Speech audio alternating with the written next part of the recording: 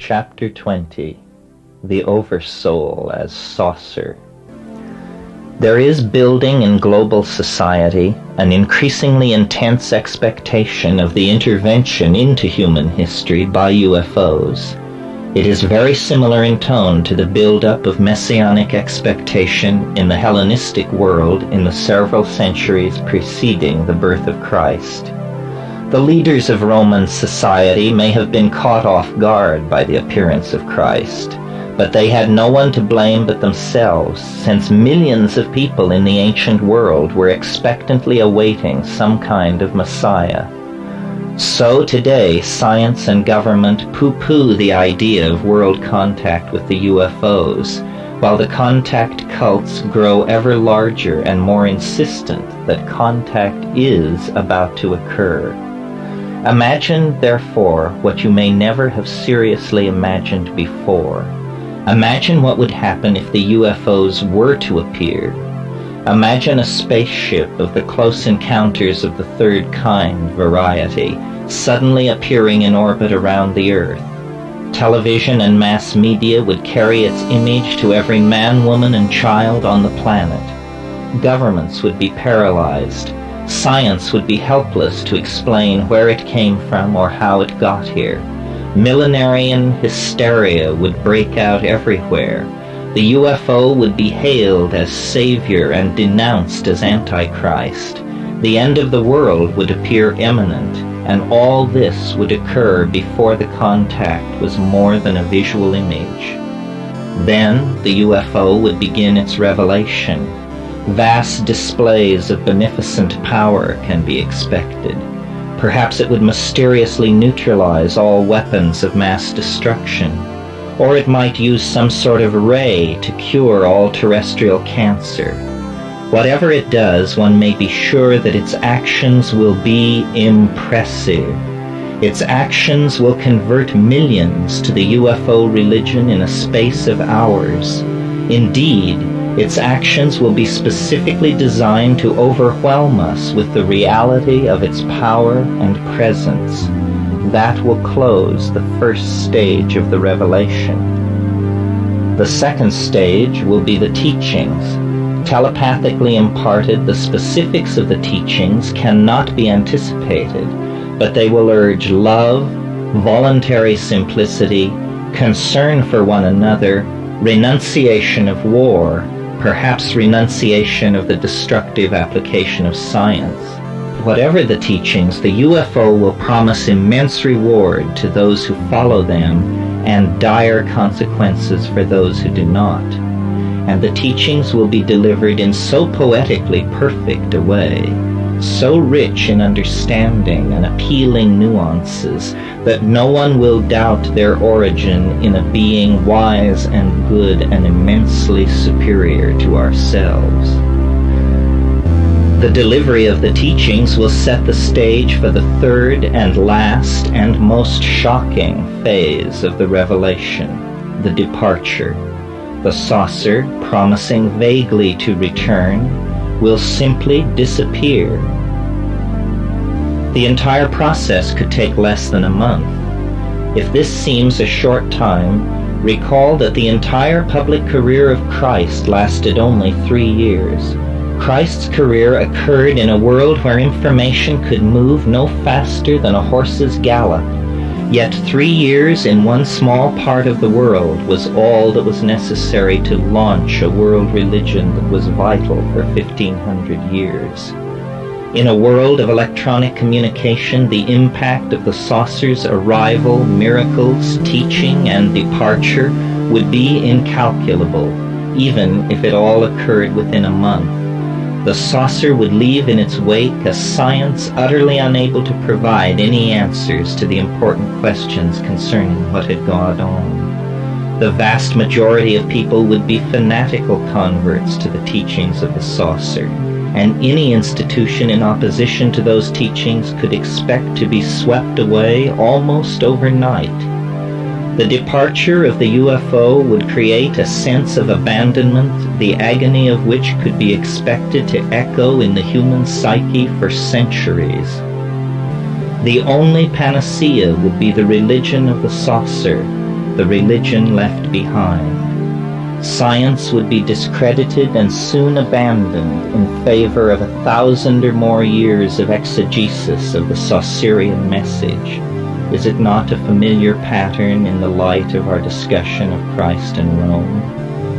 What will never be said in the wake of such an event, and so must be said now while there is still time, for all of the above could occur and yet still be deception.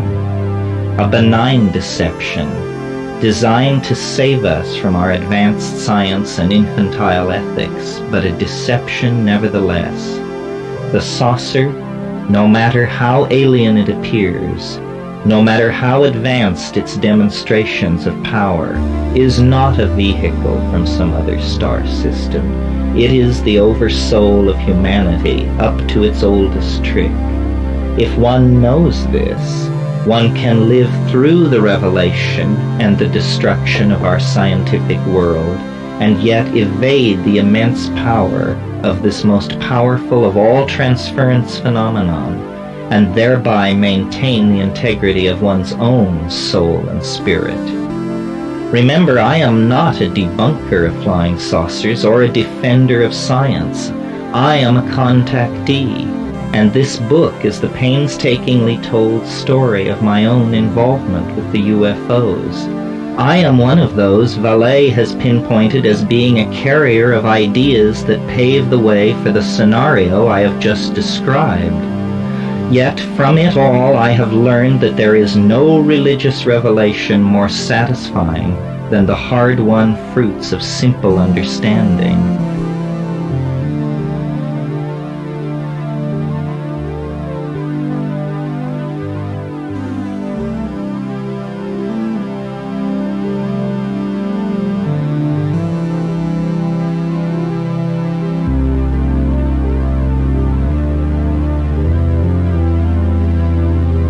And there is no liberation to compare with freeing oneself from the illusions and delusions of the age in which one lives.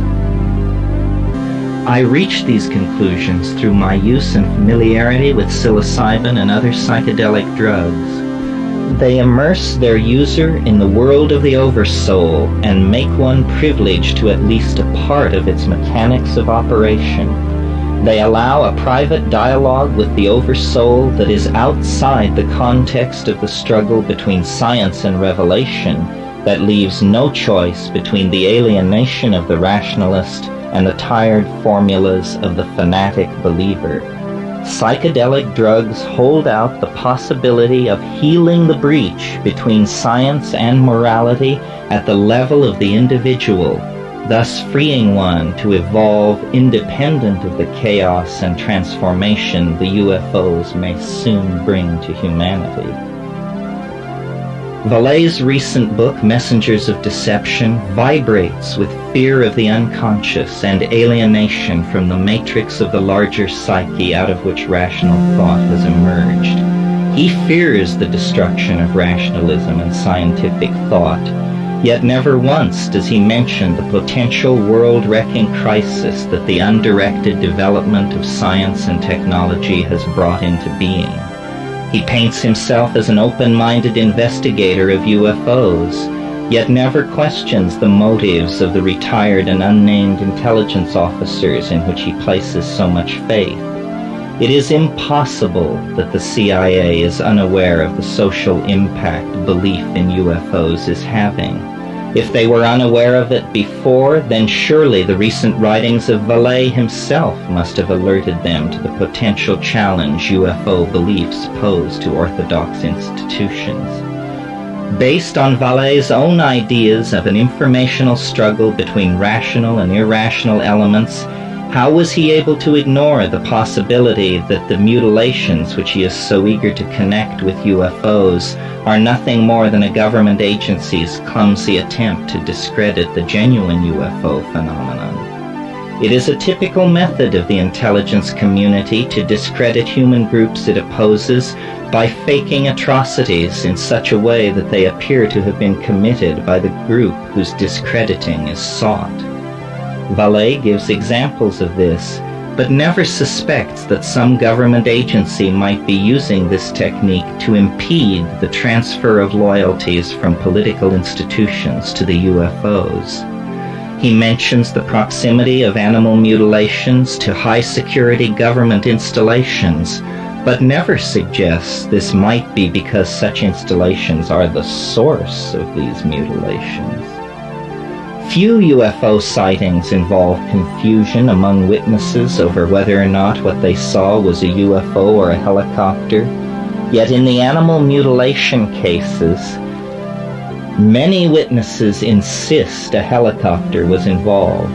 Vallée is at pains to say no physical evidence of a UFO has ever been collected, yet later he passes over the fact that a quite ordinary surgical scalpel was found at one cattle mutilation site. It seems possible to me that some people in government have read Vallée and are familiar with his theories regarding UFOs as a factor introducing shifts in belief systems and institutional loyalties on a global scale. Without knowing what UFOs really are, these persons and agencies have launched smokescreen operations designed to cast doubt on the motives and harmlessness of UFOs, and so to retard or halt the shift of loyalties and beliefs now reaching epidemic proportions.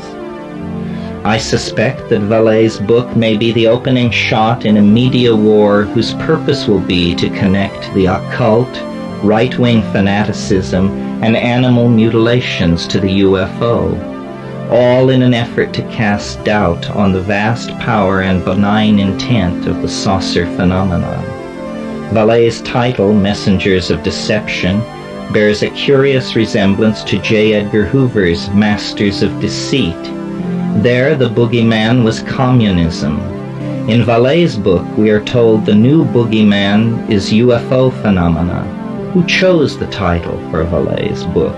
Was it Vallée or the mysterious Major who is so helpful in guiding Vallée down these new avenues of speculation?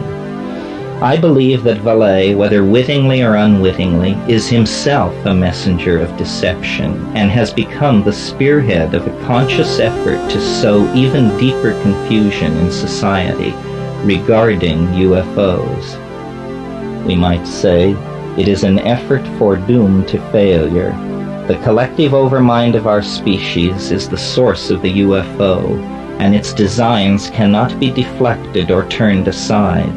Its viewpoint is one of thousands of years, and its means, visionary and charismatic belief systems which act to restore the balance between understanding of and reverence for the universe, is a message more powerful than any offered by the profane materialist societies that have grown so foolish as to imagine themselves the stewards of human destiny.